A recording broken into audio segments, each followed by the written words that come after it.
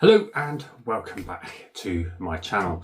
The video I'm going to do today I've been trying to do in little bits and pieces, trying to catch them feeding and stuff like that. So I managed to catch a bit of footage, but some of it I think is quite interesting, so I thought I'd show you today. I'll just talk over the top of it because I had to record it on a separate evening so I could get them being active. But the ones I'm going to show you today is the two I have left of the Cupiennius Salei, the tiger wandering spider. Picture up on the screen.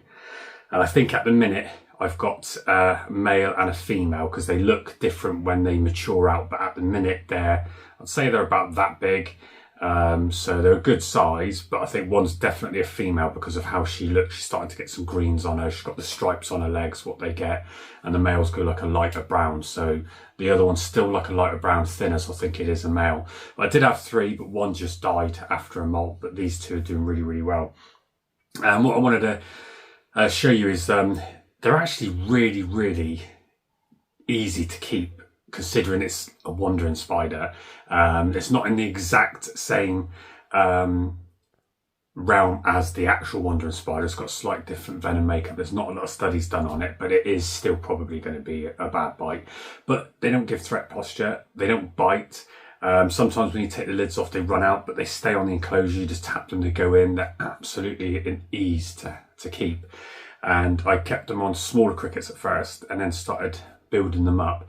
But what I wanted to show you was the way they do it with the crickets. I saw the other night when I fed them, I gave them, if you get the silent crickets or anything like that, because I can't stand the ones that make the noise, they're annoying. So I get the silent crickets, but I've got the large ones and they're about this big, and I've never fed them to the wandering spiders before. I normally give them about this size and they attack it straight away.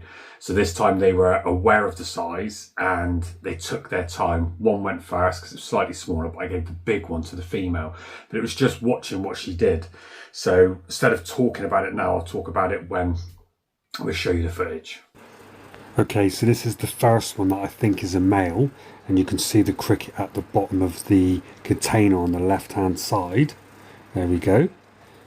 Just going to try and give you a better look there, so I'll show you the underside of the spider. I don't want to take the lid off to give you a look just because they are super explosive, and if the cricket jumps too much and startles them, they could run out and I could have one absolutely anywhere in the room.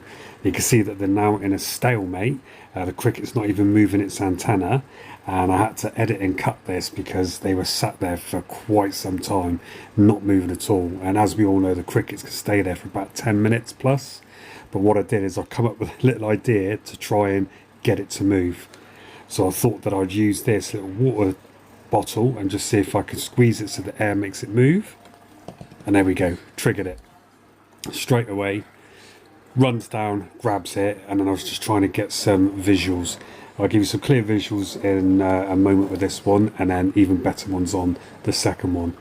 But you can see with this one here, it just grabs on with its legs onto the cork bark, anchors itself off the back of the leaf, lifts itself up so the cricket's away. Look, if you can see, it's trying to pull the cricket's legs off the leaf so that it doesn't have any poise to then thrust with their legs, because they have got quite a lot of power in their legs. There we go. So it gets it off. The cricket starts struggling, but it manages to get it in such a position that it can obviously inject its venom and handle it. So it lifts its legs off. Look, it's anchored. But this cricket isn't as big as what the other one I fed to the female.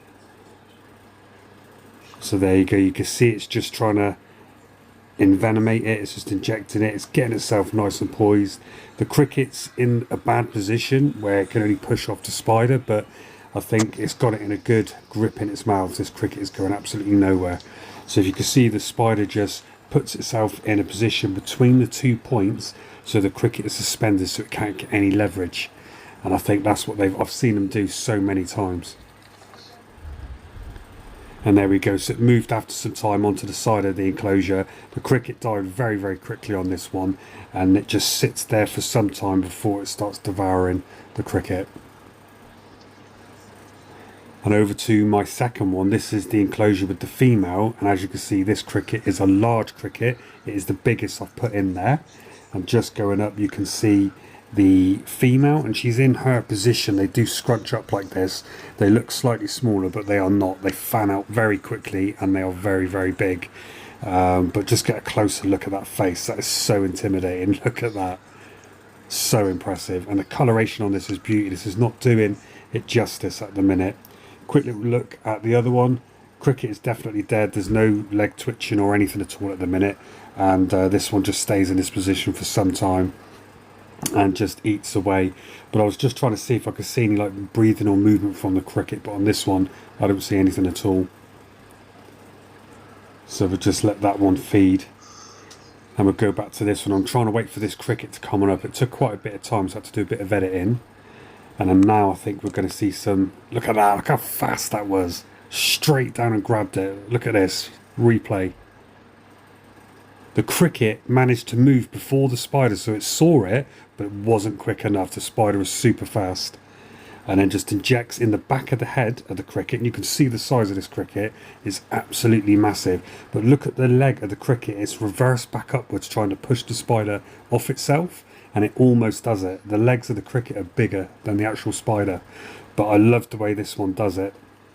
And you'll see now as we go on over the next minute or two, she gets herself into position,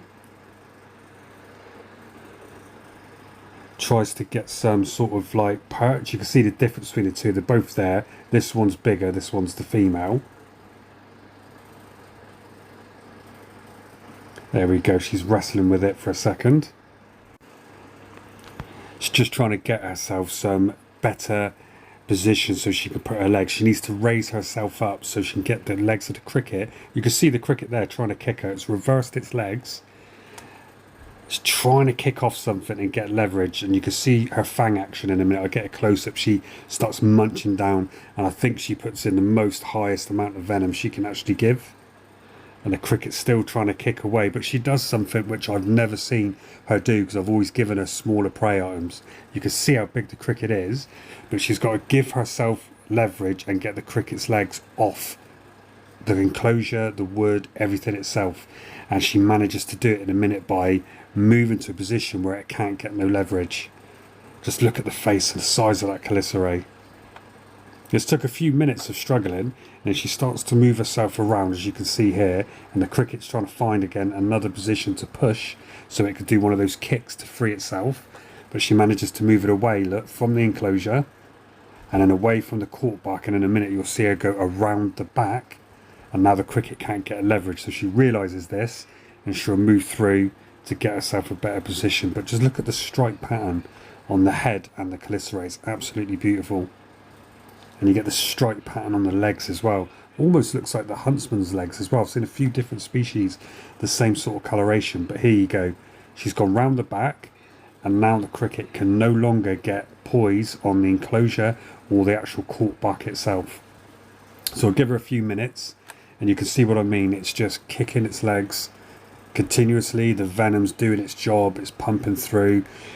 And the cricket has got no chance of getting out of her jaws now. But it was what she does next that just amazes me. I've not seen her do this, because I've always given slightly smaller prey items.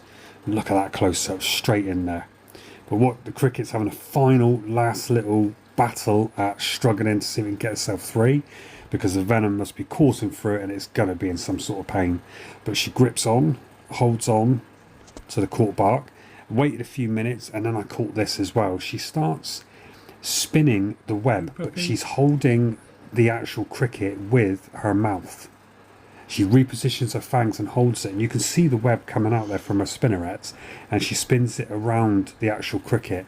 I've never seen her do this with smaller items. She would just inject the venom, hold it, raise up the legs so it can't push off, and then it would be dead within like 20-30 seconds, something like that. But because this one was larger, it was more of a fight, so she brings out different tactics. So what she does is she secures it with a lot of web so it can't maneuver its legs, because it can also hurt her if it kicks too hard, and it can end up removing one of hers. So now she's secured it onto the court bark and around itself so it can't kick. She spends minutes just cleaning her fangs and her paddy pouch. She just sits there. I like to cut that again, and then she does this, anchors at the top, and you can see the silk coming out. And this is what they normally do. They normally sit there with it in their mouths and anchor themselves in case it moves and they get knocked off. At least they're supported by their own web. And then she sits there again for a couple of minutes just cleaning her fangs. So I waited a few more minutes and then come back, and then I was just explaining to Lucy what was going on here. Fangs. It was clean them for ages. Tested the cricket. The cricket's dead, so now it's going back to eat. But the cricket is bigger than the spider. That was really interesting. So I think, as you could see there, that was absolutely amazing. I was really, really happy with that. And to see the way she anchored herself, which if any of you keep the wandering spiders, you know they did a single thread and they can anchor themselves in case the prey item struggles and they fall off, they're at least secure. But it was the way it was wrapping it around. I've not seen that unless it's a larger item of prey. And then she let the venom kick in, she went away from it and then come back. Absolutely brilliant.